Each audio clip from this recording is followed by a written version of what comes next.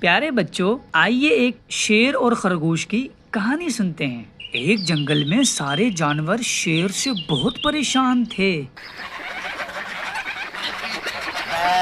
کیونکہ جب اس کا دل چاہتا کسی بھی جانور کو پکڑ کر کھا جاتا تھا۔ سب جانور اس کے پاس گئے اور کہا، بادشاہ سلامت، آپ شکار کرنے نہ آیا کریں، ہم روزانہ ایک جانور خود آپ کے پاس بھیج دیا کریں گے۔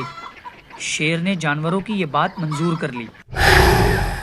ایک روزانہ قرآن دازی کی جاتی، جس پر جانوروں کا نام نکلتا اسے شیر کے پاس بھیج دیا جاتا۔ ایک دن خرگوش کا نام نکلا، وہ جان بوجھ کر شیر کے پاس دیر سے پہنچا۔ شیر نے اسے دیکھتے ہی غصے میں کہا، اتنی دیر سے کیوں آئے ہو؟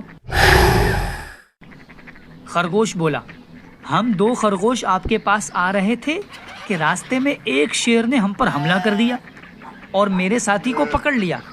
میں بڑی مشکل سے جان بچا کر آیا ہوں۔ یہ سن کر شیر بھپر گیا کہ اس جنگل میں دوسرا شیر کہاں سے آ گیا جو میرے شکار کو کھانا چاہتا ہے۔ شیر نے خرگوش سے کہا، مجھے اس کے پاس لے چلو، پہلے میں اس سے نپٹ لوں۔ خرگوش شیر کو ایک کنویں کے پاس لے گیا اور بولا، اس میں دوسرا شیر اور میرا ساتھی خرگوش موجود ہے۔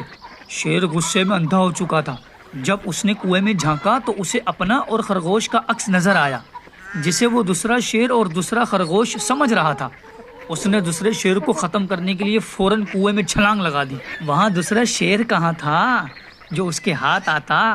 وہ شیر کنویں میں پھنس گیا، باہر کون نکالتا؟ چنانچہ وہ وہیں ہلاک ہو گیا۔ یوں دوسرے جانوروں کی اس سے جان چھوٹی اور انہوں نے سکھ کا سانس لیا۔ پیارے بچوں، آج ہمیں اس کہانی سے یہ پتہ چلا کہ غصہ عقل کا دشمن ہے۔ غصے میں انسان بھی بہت سی غلطیاں کر بیٹھتا ہے۔ جب بھی کسی پر غصہ آئے تو نہ زبان سے کوئی غلط بات کہیں، نہ اس پر ہاتھ اٹھائیں، الغرض اسے کسی بھی طرح سے تکلیف نہ دیں۔ اگر غصے پر قابو پانے کا ذہن نہ ہو تو بعض اوقات جان بھی چلی جاتی ہے، جیسے کہ شیر کے ساتھ ہوا۔ اللہ پاک ہمیں اپنے غصے پر قابو پانے کی توفیق عطا فرمائے۔